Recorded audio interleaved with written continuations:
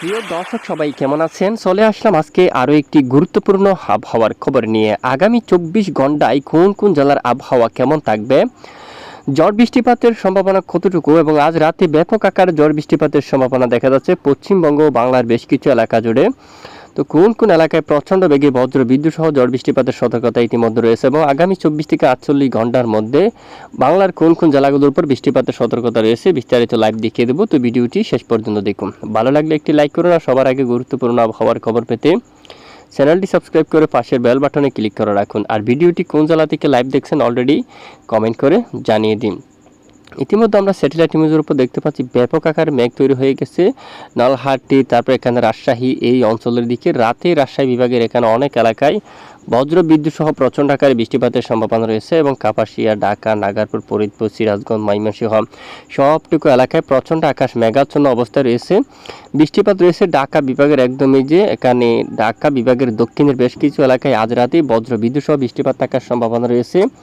পাশাপাশি আরও বৃষ্টিপাতের থাকার সম্ভাবনা এখানে পশ্চিমবঙ্গের বেশ কিছু এলাকা জুড়ে। এখানে পশ্চিমবঙ্গের দিকে খড়গপুর, তারপরে এখানে বারিপদা, এখানে চাকুলিয়া অলরেডি এখানে ভারী বৃষ্টিপাত ঘটিয়ে পরবর্তীতে রাতে কোলাঘাট এবং এখানে হালদিয়া, কলকাতা এবং চন্দ্রনগর, জলেশ্বরা দিকে এখানে বৃষ্টিপাত থাকার সম্ভাবনা। গঙ্গাসাগর, এখানে হালদিবাড়ি এবং পরবর্তীতে রাতে এখানে খুলনা বিভাগের অনেক এলাকায় রাতে বৃষ্টিপাত থাকার সম্ভাবনা রয়েছে। এখানে বৃষ্টিপাত তৈরি হওয়ার মতো পরিবেশ কিন্তু তৈরি হচ্ছে, বজ্রগর্ভ মেঘ দেখা যাচ্ছে। রাতে এই অঞ্চলে বজ্র বিদ্যুৎ সহ বৃষ্টিপাত থাকার সম্ভাবনা। এবং আগামীকাল আমরা চলে যাচ্ছি অলরেডি আগামীকাল বুধবার 5 জুন নাগাদ কোন কোন জেলায় বৃষ্টিপাতের সম্ভাবনা দেখা যাচ্ছে একটি আমরা একটু আপনাদেরকে দেখিয়ে দিচ্ছি। এবং চলে আসলাম বুধবারের সর্বশেষ আপডেটে বৃষ্টিপাতের সম্ভাবনা আগামীকাল বুধবার। দেখুন উত্তরের বেশ কিছু এলাকায় বজ্রসহ বৃষ্টিপাত থাকার প্রবল সম্ভাবনা রয়েছে। এরই মাঝে মাদাম, তারপর রয়েছে কিশোরগঞ্জ এবং মৌলভীবাজার, সিলেট, এখানে সবটুকু এলাকায় প্রচণ্ড বজ্র বিদ্যুৎ সহ বৃষ্টিপাতের সম্ভাবনা কিন্তু দেখা যাচ্ছে। দেখুন এখানে কিশোরগঞ্জ, ময়মনসিংহ, মাদান এবং বিশনবাপুর এই সবটুকু এলাকায় বৃষ্টিপাতের সম্ভাবনা রয়েছে। এবং 5 তারিখ নাগাদ যদি আরেকটু আমরা লাইভ ট্রেক করে দেখি, দেখা যাচ্ছে বিক্ষিপ্ত বজ্র বিদ্যুৎ সহ বৃষ্টিপাত থাকার সম্ভাবনা রয়েছে।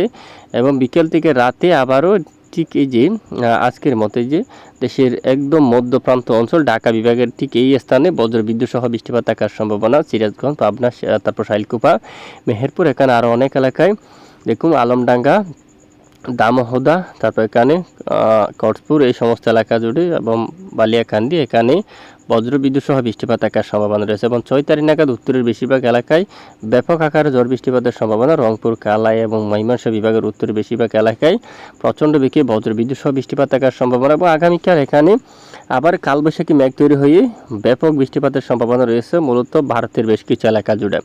তো এই হচ্ছে মূলত বৃষ্টিপাতের আপডেট। আর একটু তাপমাত্রার দিকে লক্ষ্য করি কোন কোন এলাকায় কত ডিগ্রিতে তাপমাত্রা থাকতে পারে। তো আগামীকাল আমরা যদি তাপমাত্রা মোট একটু দেখি সর্বোচ্চ আকারে, দেখুন পশ্চিমবঙ্গের দিকে প্রায় এখানে 40 ডিগ্রি সেলসিয়াসের তাপমাত্রা থাকার সম্ভাবনা। এবং বাংলাদেশ এখানে কলকাতায় প্রায় 36 এবং এখানে উত্তর 24 পরগনা কিন্তু থাকতে পারে 34 পর্যন্ত।